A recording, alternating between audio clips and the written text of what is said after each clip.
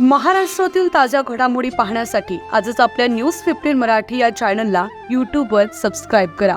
तसेच इंस्टाग्राम आणि ट्विटरवर फॉलो करायला विसरू नका।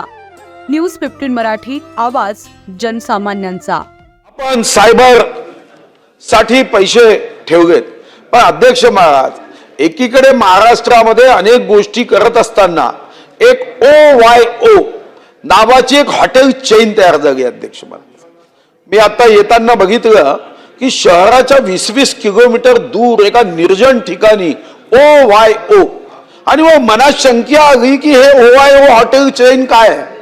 अध्यक्ष महाराज, ही अतिशय गंभीर बाब सरकारने लक्ष देण्याची आहे की या हॉटेलसाठी कोणत्याही ग्रामपंचायतची परवानगी घेतली जात नाही, कोणत्याही नगर परिषदची परवानगी घेतली जात नाही, कोणत्याही महानगरपालिकेची परवानगी घेतली जात नाही, आणि या हॉटेलमध्ये 1 तासासाठी खोली भाड्याने दिली जाते।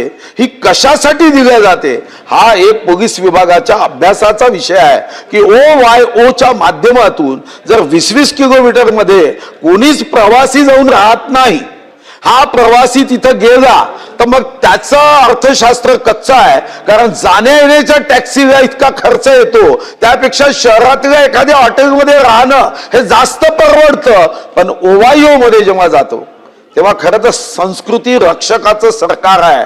इथं जर संस्कृतीचा ऱ्हास होत असेल तर माननीय उद्योग आपल्या गृह राज्यमंत्री बसले आहे, त्यांना OYOचा अभ्यास करावा आणि एकदा महाराष्ट्रात किती OYO आहे याची माहिती हे माननीय मंत्री महोदयांनी देण्याची आवश्यकता आहे।